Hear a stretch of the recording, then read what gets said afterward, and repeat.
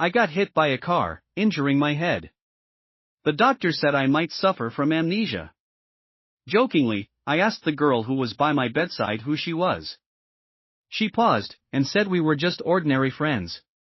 Chapter 1. I stared at Gabriella, who sat beside my bed, and uttered the words ordinary friends with a cold, distant expression, as if she wasn't joking. The words gotcha got stuck in my throat, and I could only look at her in silence. I thought that if the doctor hadn't called her, she probably wouldn't have shown up at the hospital. But I didn't question her. Instead, I hesitated for a moment before forcing a nonchalant smile. Is that so? That's really kind of you. She responded with a cold as if I was wasting her time. She looked down, turned on her phone, glanced at the screen, and said, now that you're awake, I'll head out. I've got work to do. Before I could react, she stood up, ready to leave. As she reached the door and pulled it open, perhaps driven by a sliver of conscience, she turned around and advised me, rest well. The smile on my face faded as soon as she closed the door behind her, leaving me expressionless. No one knew Gabriella and I were in a relationship. We were college sweethearts, and after graduation, we moved to the South together, joining the top marketing firm in South City. We were young then, but we knew office romances were frowned upon, so we tacitly agreed not to mention our relationship to anyone. 4 years later, we both got promoted to business managers, each leading separate teams in direct competition. At that point, there was even more reason to keep our relationship hidden, so we've been keeping it a secret ever since. I had hesitated and asked her if we should make our relationship public, considering there wasn't a specific company rule against it, but she always brushed it off absent-mindedly. I wasn't even sure if we were still a couple. But today, I got my answer. The doctor told Gabriella I might have temporary memory loss, but assured her I'd recover soon. Even in such a confusing situation, she still said we were just ordinary friends. She probably wasn't afraid of being questioned when I remembered. She didn't even care if I was truly amnesiac or just joking. She probably wanted to break up a long time ago. After all, if we didn't break up, how could she openly pursue Diego? Chapter 2. A man's intuition is often sharper than radar. In fact, the feelings between Gabriella and me had already cooled off long before. We've been together for too long, from our sophomore year in college until now, 7 years in total. We know each other as well as the lines on our palms, so any change in her behavior couldn't escape my notice. The signs probably started when a new intern joined her department. He was tall and handsome, named Diego. His last name is Lee, and the HR who manages employee records once gossiped to me that under the father's name section of his application, he had written Pablo Lee, the owner of our company. A wealthy second-generation heir, working in his own family's business. At first, Gabriella explained her extra care towards Diego like this: it wouldn't be wise to offend him, and he's just a childish guy, not my type at all. You're overthinking it. I silently accepted her explanation. Later, I wasn't sure if she didn't take me seriously or just didn't bother hiding anything from me.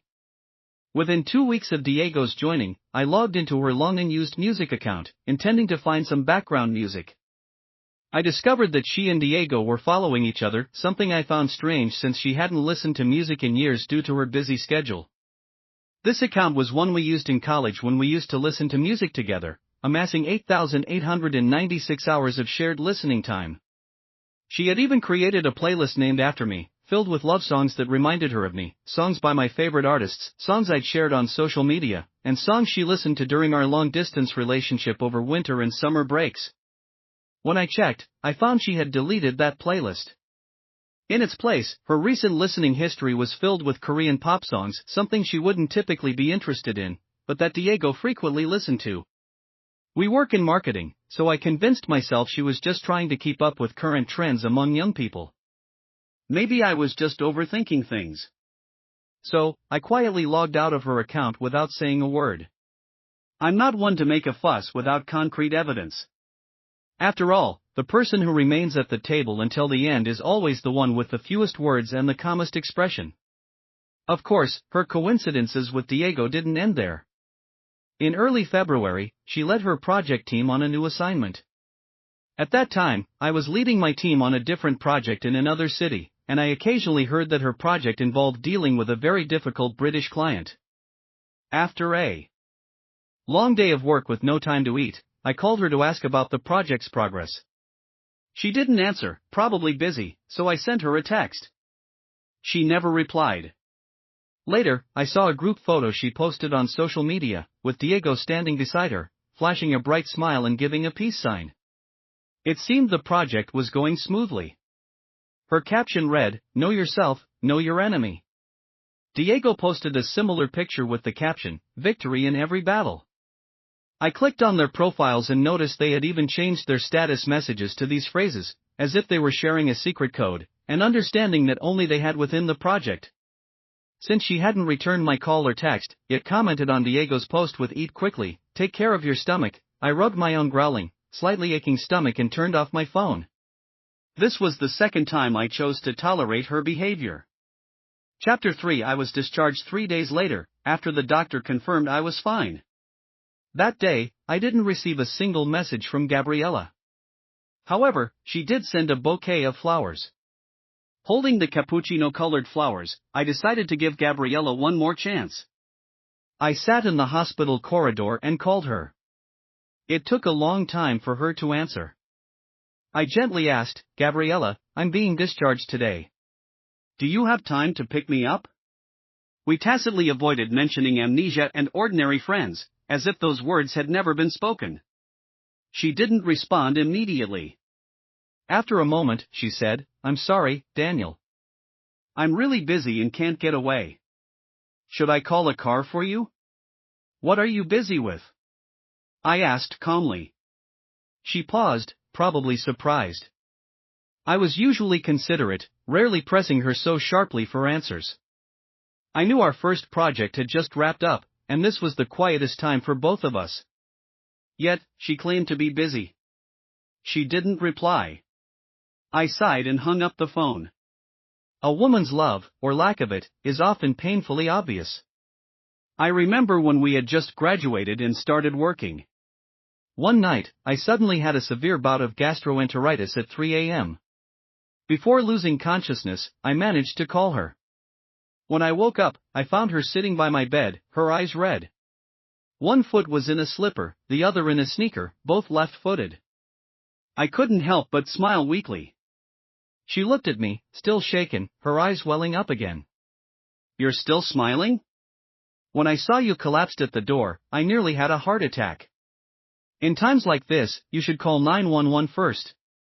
What if I hadn't answered? It's so dangerous. I smiled at her, feeling both dependent and trusting. But in my heart, you're the safest person. See? There was a time when she genuinely cared about me. There was a time when we loved each other deeply and sincerely. Even though those days are almost unrecognizable now, recalling those distant memories still brings a faint, self-mocking smile to my lips. I shook my head and tossed the cappuccino-colored bouquet into the nearby trash bin. "Don't like the flowers?" someone asked from behind. I turned around to see a man I didn't recognize pointing at the flowers in the trash, apologizing.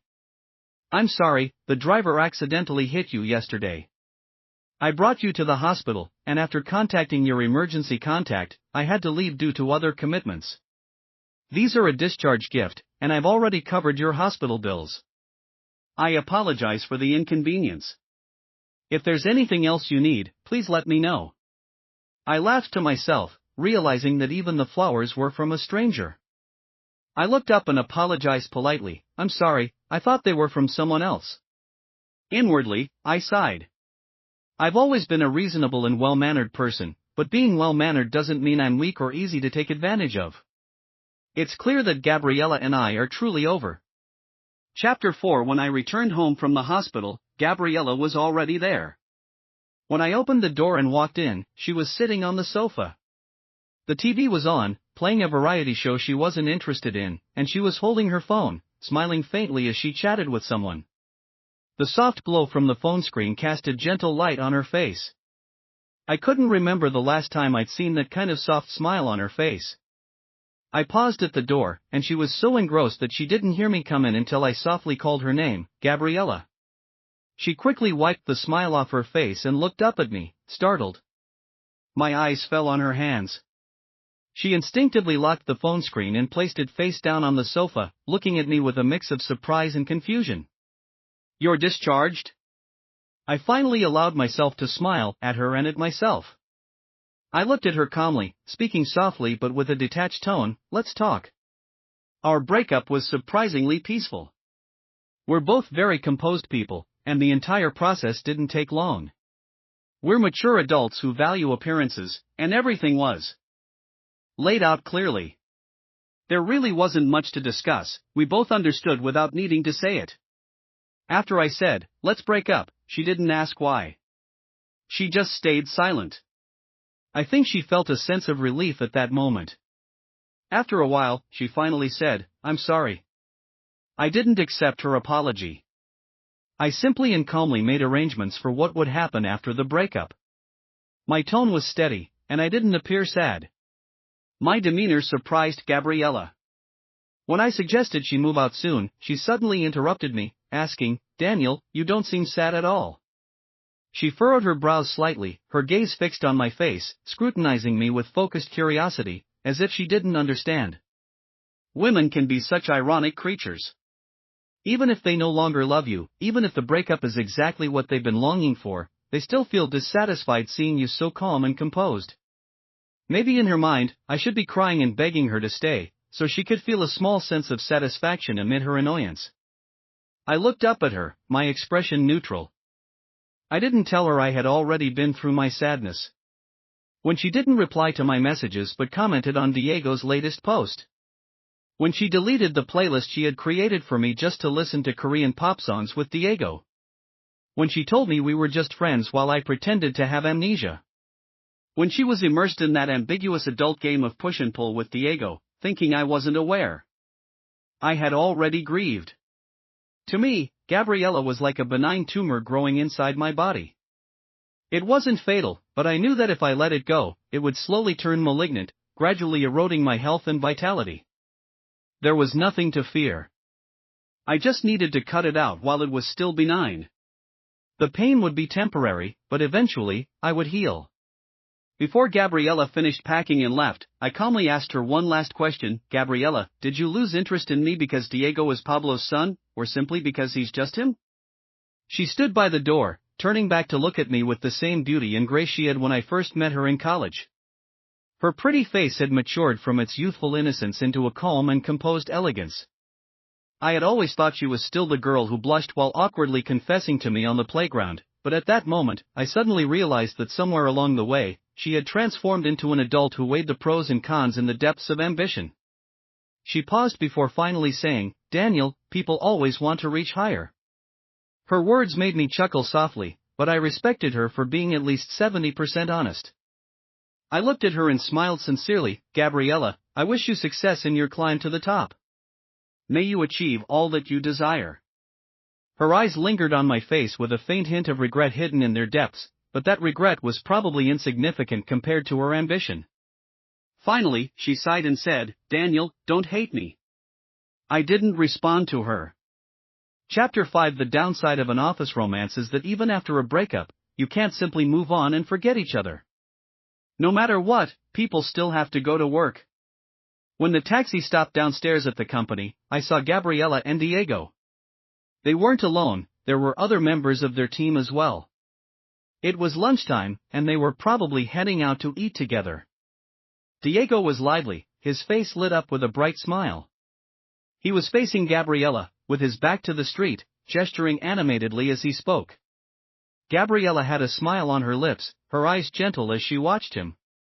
She kept an eye on the crowd in the street behind him, pulling his arm to steer him away from bumping into people. It was both familiar and unfamiliar. After our breakup, she looked so happy. I stayed in the car, watching until their figures disappeared into the Hong Kong-style tea house downstairs before I looked away.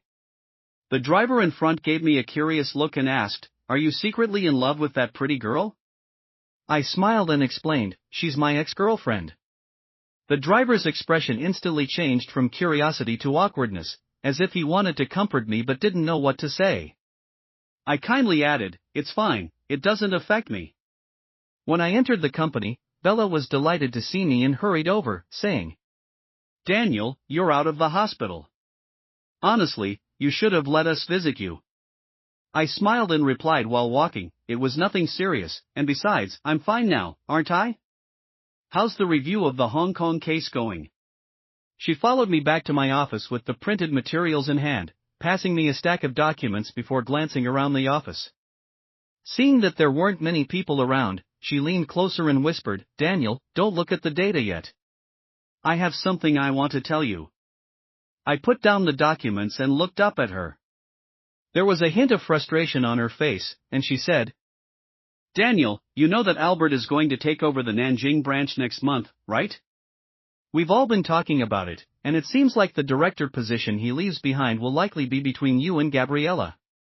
Over the years, the two of you have been equally matched in performance. I'm not trying to gossip, but based on merit, whether it's you or Gabriella who gets the promotion, we'd all be convinced." But. She hesitated, biting her lower lip as if struggling to speak. I smiled gently and said, "It's okay, it's just the two of us. Go ahead." She paused before finally whispering, "But a few days ago, I saw Gabriella and Diego hugging in the break room. The fact that Diego is suspected to be the son of our boss, Pablo, isn't exactly a secret in the company, which is why Bella was so upset. She probably felt that Gabriella would have an unfair advantage." As I rolled the edge of the document in my hand, I suddenly felt like laughing. So, while I was in the hospital, wondering what Gabriella was doing, with no word from her, she was having an affair with a rich second-generation heir. But that's not surprising. I laughed at myself and reassured Bella, "It's okay. Personnel appointments are decided by the higher-ups. We just need to do our jobs and let things take their course." Bella sighed, and I lowered my head to continue reviewing the data. When Gabriella knocked on my office door, I was quite surprised. After all, in my mind, although our breakup was amicable and didn't end in a fallout, that only meant I was a decent person. It didn't mean that Gabriella and I could chat casually and pretend to be normal colleagues. Unless necessary, I thought we'd both avoid any private communication. Until I understood why she came. She stood in front of my desk, her gaze coolly fixed on me. After a moment, she said, "Daniel, I thought you would resign." Her tone was a mix of persuasion and warning. "Daniel, we've been together for 7 years. Don't say I'm being ruthless, but when Albert goes to Nanjing next month, one of us will be promoted to director to fill his position. If I were you, I would start planning ahead and find another way out." I looked at her, understanding her meaning. She was certain she would get the position and was advising me to resign. Otherwise, once she became the director, and with the boss's son as her boyfriend, she'd likely force me to leave to avoid any gossip. Her warning was her kind way of advising me to make other plans. I can accept a woman's fickleness and change of heart because emotions are not something that should be tested. But I didn't expect that she would lose even the last shred of humanity. I looked at her as if she were a stranger and said the first curse word that came to mind, "Gabriella, you're a piece of trash." She silently accepted it. Chapter 6. My first direct encounter with Diego happened a week after my conversation with Gabriella. After our breakup, Gabriella, who had previously refused to go public about our relationship under the pretext of office romances are not a good idea, was now flaunting her relationship with Diego. I saw their lovey-dovey posts on social media. There were countless colleagues from the company congratulating them, but only the mutual friends Gabriella and I had from college were shocked and messaged me on WeChat, asking what had happened. I didn't respond to any of them. The day Diego appeared in front of me was just an ordinary afternoon. Most of the office staff were either out for lunch or resting at their desks. I was alone in the break room, grinding coffee beans. As the rich aroma of coffee gradually filled the air, Diego appeared behind me. I stepped aside to make way for him, but he didn't walk past. Instead, he stood in front of me, his gaze lingering on me with a somewhat meaningful expression, before abruptly saying, "I know you and Gabby used to be together." Gabby, how sweetly he called her. He had a baby face and was shorter than me. I looked down at him calmly, raising an eyebrow in slight confusion. He looked up at me, his eyes slowly scanning my face, and when he didn't get the reaction he was hoping for, there was a hint of disappointment in his expression. After a pause, he continued, I saw that playlist she named after you. You two weren't very good at keeping your relationship a secret. I remained silent, patiently waiting for him to finish. He went on, my father really likes Gabriella, you know. Gabriella is strong and independent, mature and driven. My father says Gabriella reminds him of himself when he was young. My father wants to mentor her. Gabriella's future is limitless, and as it happens, I like her a lot too, and she likes me. Now we're together, but Daniel, your presence is quite bothersome. I hope you'll be sensible enough to resign on your own. That's when I realized what he was after, first to show off, then to intimidate, and finally to gently persuade me to leave on my own. I held my cup, my expression calm, my tone steady, even with a slight smile. I looked down at him and said, Mr. Lee, any changes in an employee's position require going through the proper procedures. I'm not sure if you're here to fire me or what. If you're here to fire me, company policy clearly states that HR should be the one to talk to me and inform me of the reason for my dismissal. His face turned pale, perhaps not expecting me to be so unyielding. Before I turned to leave, I added, oh, and for any personnel changes involving employees at the manager level or above, they need to be personally approved and reported by the chairman. In other words, the only person in the entire company who can fire me is the chairman. Mr. Lee, you're just an intern in Gabriella's department, you're overstepping your bounds. With that, I didn't bother to look at his reaction and left with my cup. Not long after my conversation with Diego, the announcement of Albert's transfer to Nanjing was made. Before her departure, the chairman organized a farewell banquet for her, attended by all the management-level staff of the company. Everyone knew that, in addition to bidding farewell to Albert, changes in the core personnel of the headquarters would soon follow. When the HR manager placed the invitation on my desk, only Bella looked pale. She was someone I had personally mentored. Leaning over her desk, she first tried to encourage me by saying, good luck, and then added solemnly, Daniel, no matter what happens, our team is standing behind you. If things don't work out here, we'll follow you wherever you go. I laughed lightly, tapping her forehead with the invitation, and said gently, what are you talking about? It's just a meal. Have you forgotten my motto?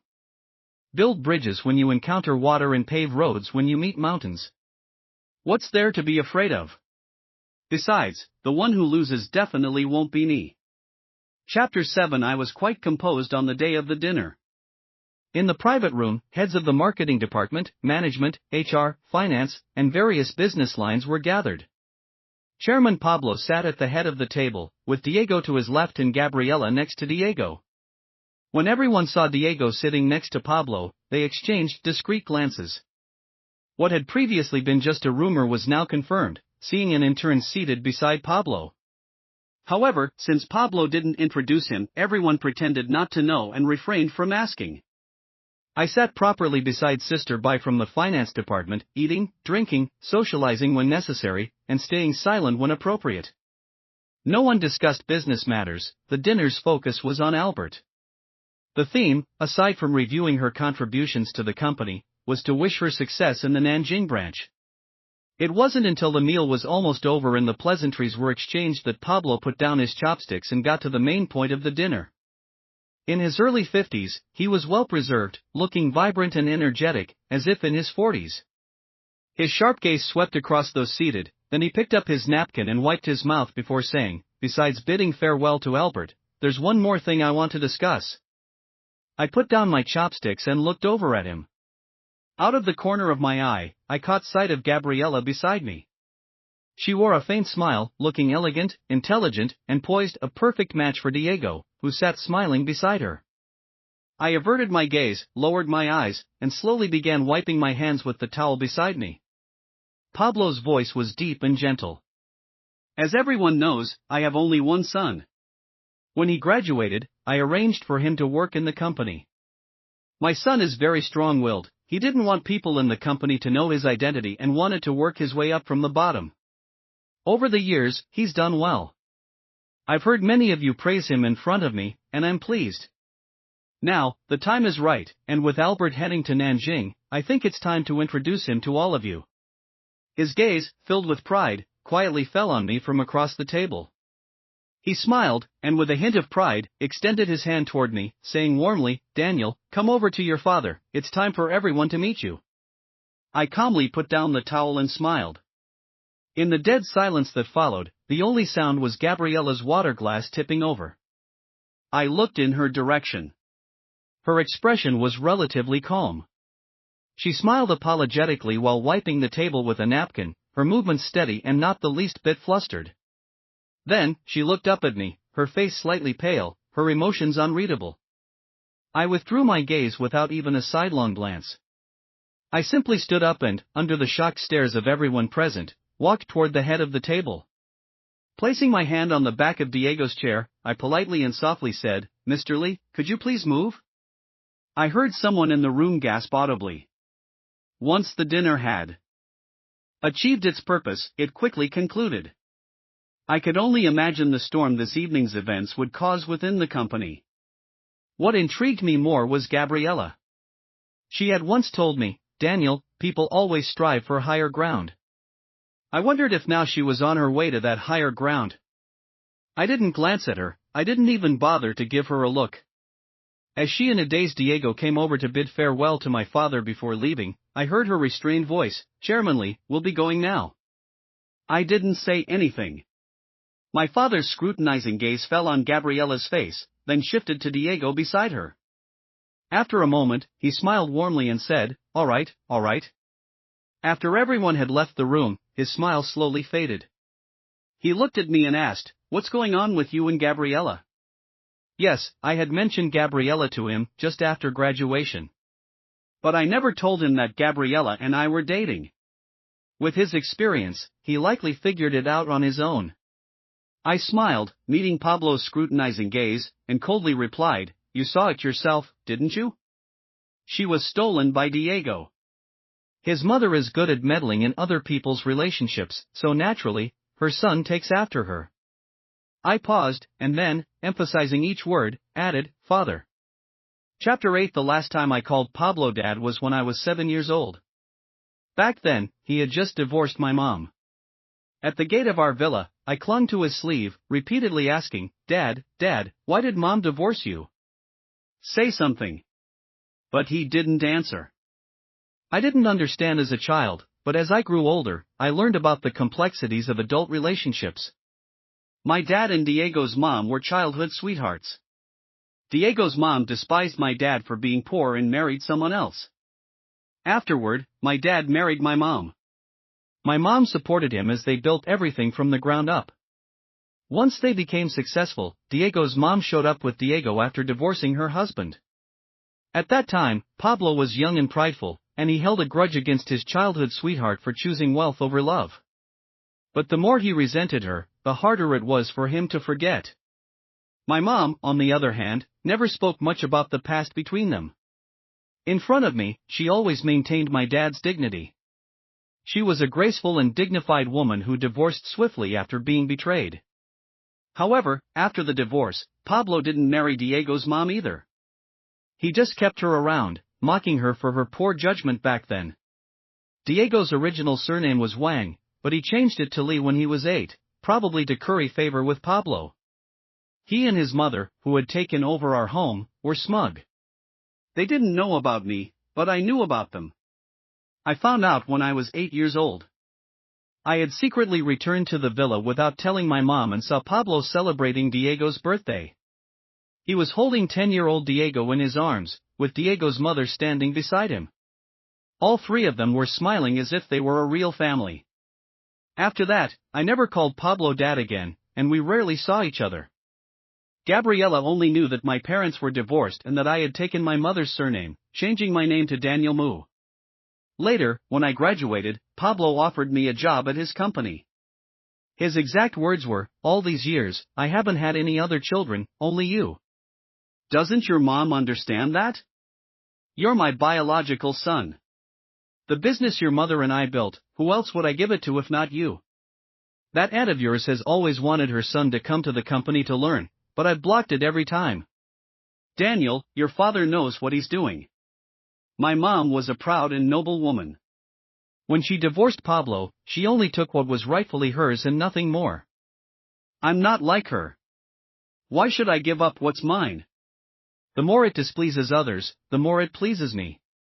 So, after graduation, I joined the company with Gabriela, starting from the bottom of the core business department and working my way up.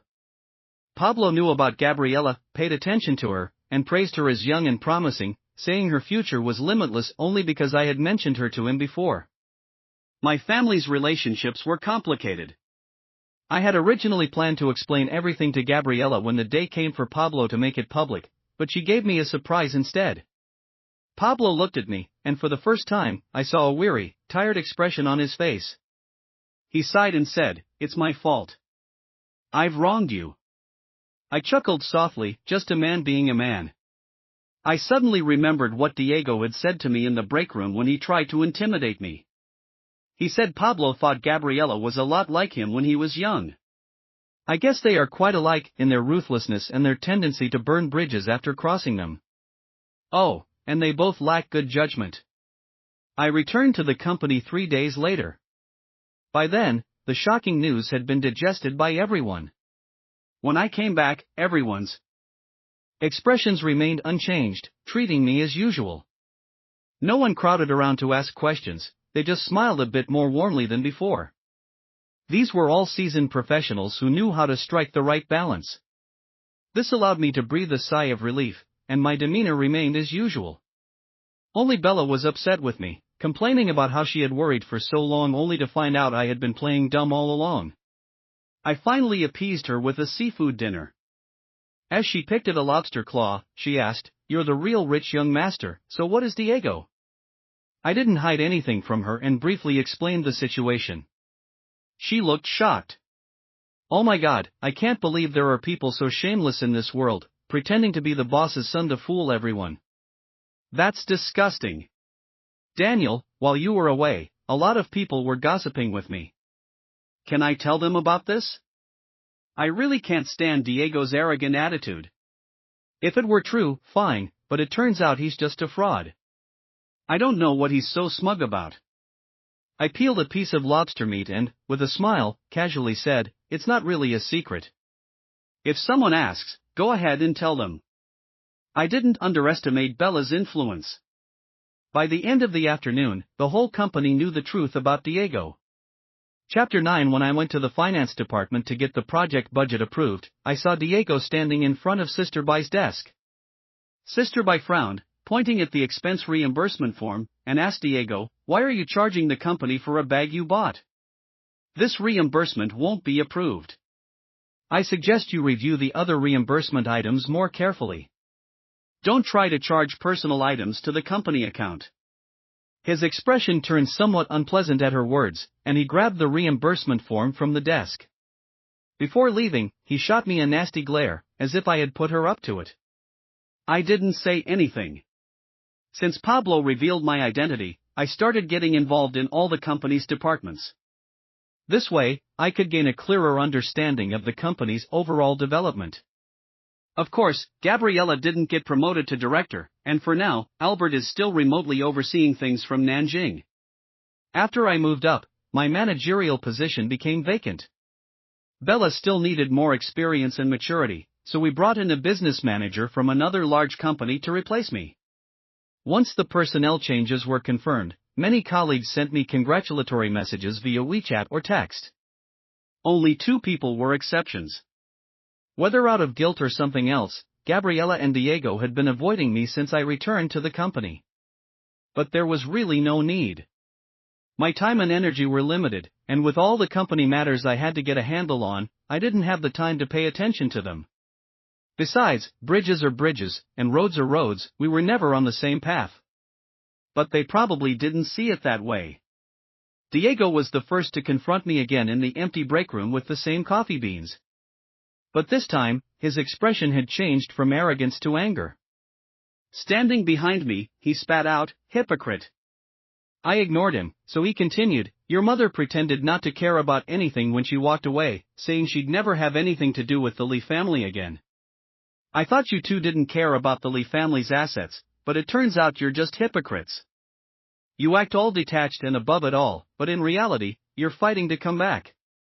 If you really were so noble and didn't care, if you really looked down on my dad's assets, you should have stayed far away. All talk, but in your hearts, you're hypocritical and disgusting. His words made me laugh, and I actually did laugh out loud. I don't enjoy dealing with unintelligent people, especially Diego.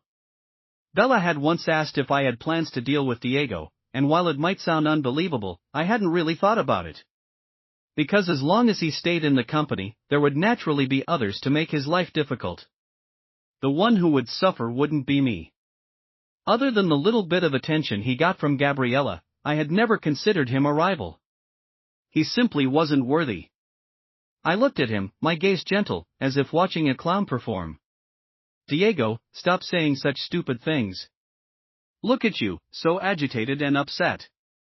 All I did was take back what's mine, yet you're acting like I've taken a piece of your heart. If I were you, I'd go home and tell your mother to come up with new ways to win over the old man. It's really pathetic. After all these years of you and your mother trying so hard to please and flatter Pablo, all you've got is a meager monthly allowance, not even a house. But don't worry, now that I'm taking over the company, your and your mother's allowance won't be cut off. Consider it your well-earned reward for keeping the old man happy. His face turned from green to purple, then finally pale. As he listened to my words. Then, as if he had thought of something, his mouth twisted into a smile, as if he'd found a weapon to use against me. I can't outtalk you, but Daniel, I'm not left with nothing. The girlfriend you loved for 7 years is still mine, isn't she? I didn't even lift my eyelids. Trash belongs in the trash can. If she's yours, then she's yours. What's there to brag about? I think Diego chose Gabriella perhaps because he liked her, but maybe also because in his eyes, Gabriella was the youngest manager in the company's leadership, and Pablo favored her. He might have believed that Gabriella's future went far beyond a department director. He needed to establish himself in the company, and Gabriella was his best ally. In a way, Diego and Gabriella are quite a match. They both put up a facade, using each other to climb higher, only to end up with nothing, deeply disappointed. It's funny when you think about it. After I finished speaking, I was truly tired of the conversation. With a patient yet firm tone, I looked at him and said, "This is the last time I'll be this polite to you, Diego. I hope you have enough sense to keep a low profile in the company. Otherwise, I guarantee I won't always be this good-tempered." His eyes filled with tears at my words, but I wasn't Gabriella, and I didn't have any pity for him. I stood there smiling as I watched the tears well up in his eyes and thought to myself how pleasing they were to see. Chapter 10. Gabriella's resignation didn't surprise me. I couldn't think of a reason for her to stay. All her resignation procedures followed the normal process. I didn't intervene until all the steps were completed. On her last day at the company, for some reason, she sent me a message asking if we could talk. I didn't know what there was to talk about between us. The night Pablo revealed my identity, she had also called me, saying she was waiting for me outside my apartment. Coincidentally, Pablo had asked me to stay at the main house for a few days to go over the company's relationships with him. I didn't go back to my apartment, nor did I reply to her message. After that, she wisely didn't bother me again. Perhaps because this was the final farewell, even though I didn't respond to her message, she still came to find me. I had always admired a certain calmness in her demeanor. Maybe it's a trait all successful people have, the ability to pretend as if the betrayals between us never happened. She was so composed that it made me doubt whether my memories were accurate. Her expression was indifferent, revealing little emotion, and she even smiled as if we were old friends. Standing at the door, she asked, "Shall we talk?" I stayed silent as she walked in and handed me a cup of coffee. I took it, and we stood side by side in front of the large floor-to-ceiling windows. The night had fallen, and the city's skyscrapers were ablaze with lights. Looking out through the clear glass, it felt like we were standing amidst the stars in the Milky Way. I heard Gabriella sigh beside me. "Do you remember when we first started working here?" That was nearly 5 years ago, two fresh graduates standing in a similar high-rise, overlooking the city lights. Back then, she had joined the company with ambitious plans, only to be assigned the most insignificant tasks. Later, she landed a $1 million deal through her abilities. I still remember the look on her face, pale from the pain of drinking too much, but still excited as she looked at me.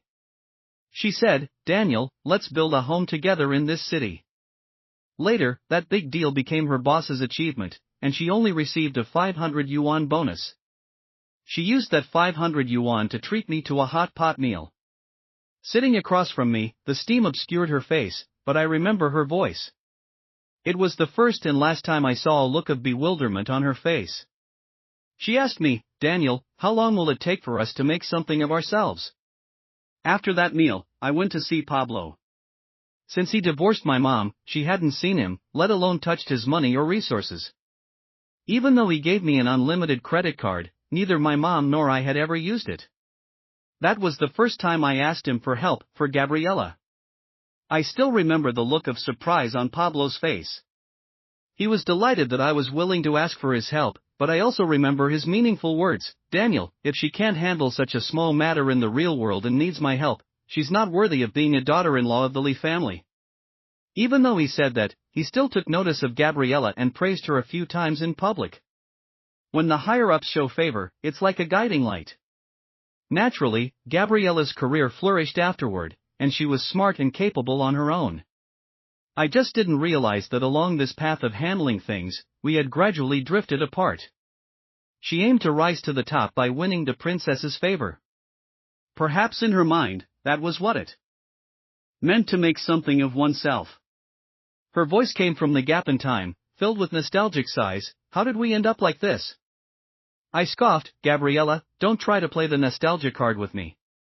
I understood your earlier actions of seeking better opportunities, but now, don't make me lose all respect for you."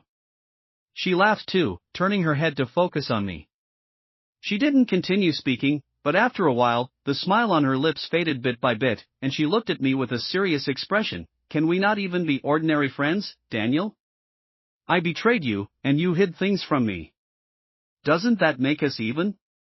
"Gabriela," I sighed, looking back at her with indifference. "I don't know what you mean by even. When you say even, are you basing it on the fact that I'm Pablo's son? Did you really never think about it? If I weren't Pablo's son, what would my situation be now? I watched you and the chairman's son carry on your affair, flaunting your love, while I, under your influence and pressure, had no choice but to resign. According to the non-compete agreement, I wouldn't even be able to work in the same industry. All the years I spent accumulating experience, all my hard work, all my struggles, would have become nothing more than stepping stones for you and Diego to walk on. When I was wandering the streets, lost and broken, I imagine you and Diego were enjoying the best life had to offer in some high-rise downtown, right? Gabriela, now you're telling me we're even? Do you really think there's a way for us to be even?" Finally, I looked at her pale, dazed face and smiled, slightly distant and indifferent. I politely said, "Gabriela, there's no even. You owe me, and you'll owe me for the rest of your life. I'm not planning to be magnanimous and forgive you. Ashes to ashes, dust to dust. If we meet again, we'll just be strangers." After that, I didn't waste any more time talking to her. I glanced at my watch and politely said, "It's time for you to go." Gabriela's departing figure was unsteady. Over the years, I had rarely seen her looking so defeated. But this was the path she chose. Chapter 11. Later, at an industry summit, I ran into Gabriela once or twice. By then, I had already taken over Pablo's position and was treated like a star wherever I went. She stood on the outskirts of the crowd, starting over from a new company at a new beginning, slowly climbing up again. She didn't even have the qualifications to speak to me. Later, during a meal with Pablo, he casually mentioned Diego's relationship, saying he had been swindled out of money and affection, calling him brainless. I don't know when Gabriela and Diego broke up, but it's no surprise that two people who came together out of interest eventually parted ways for the same reason. I held my teacup, gazing at the garden in full bloom. Spring had deepened in April. It was already another year gone by. The past had long been left behind. Overcome numerous challenges.